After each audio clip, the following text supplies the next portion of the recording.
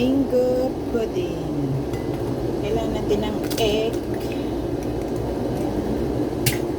Tatlong egg sa 5 pack. 5 pack na tatlong egg. Yes. Ating mango powder.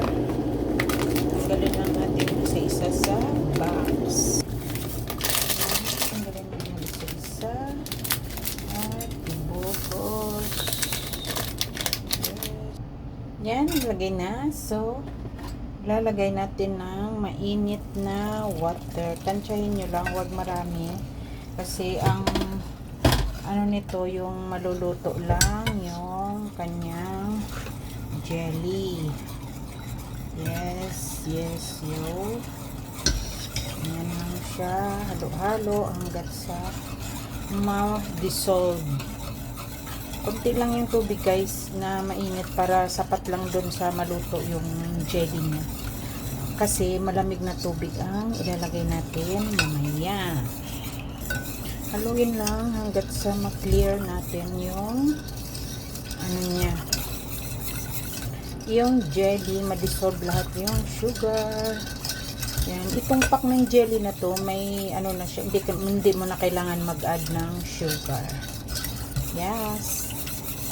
Yes. Yan, halo-halo lang. Binuksan ko na rin yung apoy guys ng low heat lang. Para continuous lang yung ano niya. Tapos, paglagay natin ng egg mamaya, off na natin.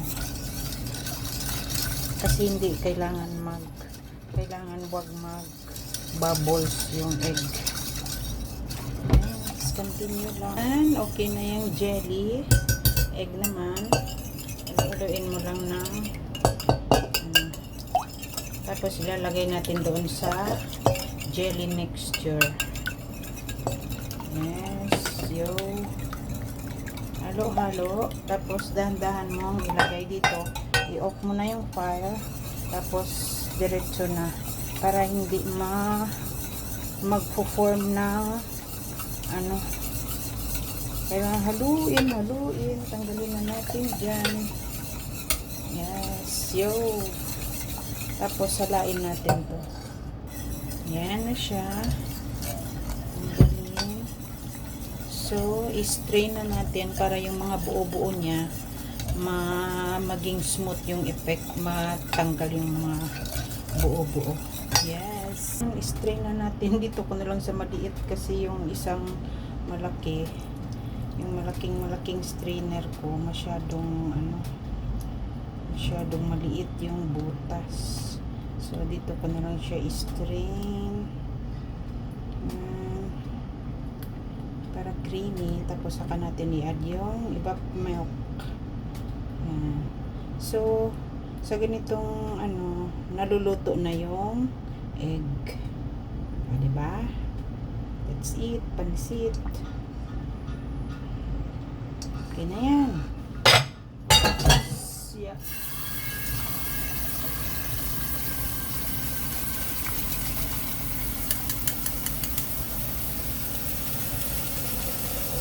Yan, diba? Creamy na. Oh, yes. Alright. And then we gonna mix. Ayan, diba? Creamy na siya.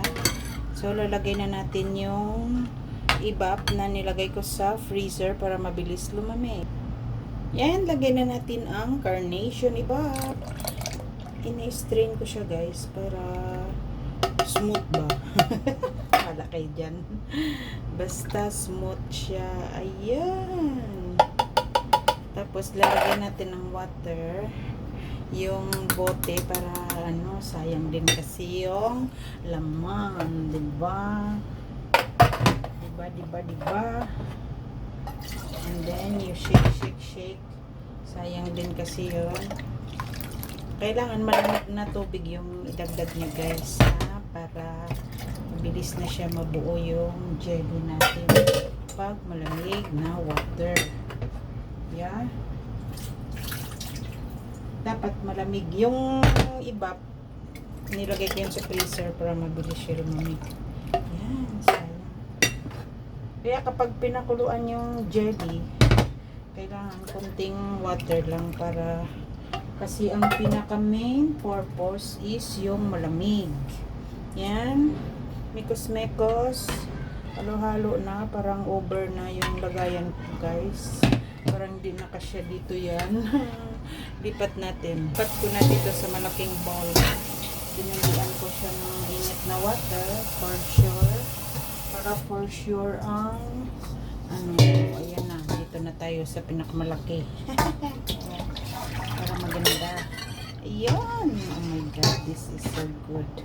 Lagyan natin ng cold water. Sayang. Pero wag maraming water guys ha. Sa isang pack na yun, parang 1 cup. Pero ito, sobra na itong isang pack, 5 pack. Pero, ano siya, may water din. Parang 1 cup na hot para pampatunaw. Tapos, lagay na natin yung manggars na hiniwa natin. Itong mangga na to, yung maliliit na mangga ang ginamit ko. And we will put the water here. Cold water ang nilalagay ko or ice water. Yan. Yan. Ready na yan guys. Yan. Kailangan malapot-lapot lang. Huwag matubig. Kasi para mabilis siya mag-form. O, diba? So, it's time to lalagay sa ating cup. Okay.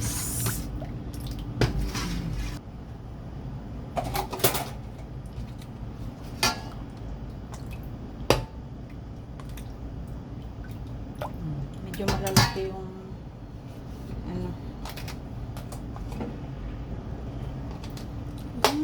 yan.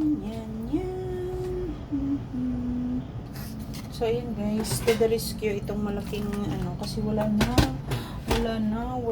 tayong lagayan. So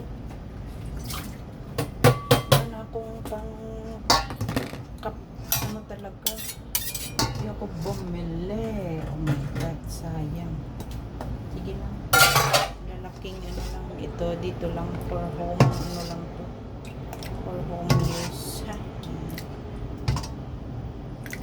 Ayan. Ayan.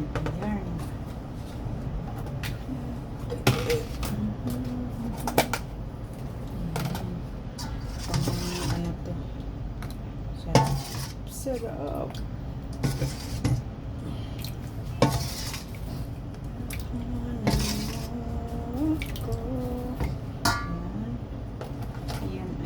Ayan.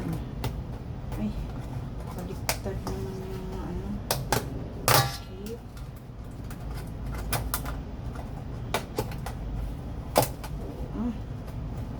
Kasya. Way. Luwag. Takip. Oh my god. Yan. Last, for me, lalagay ko to sa freezer kasi para mabilis siya lumamig. Parang ice cream. Para pagtapos ng lunch. Hindi pa kami nag-lunch kasi tanghali na nagising ang lola. Yan.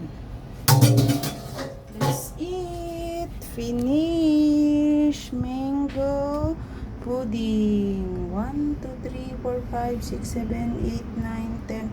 Siguro abot din ito ng pag maliliit lang lahat. Kasi ito medyo malaki na eh. Okay lang yan. Kami lang naman kakain. That's it. Mango pudding. Thank you guys.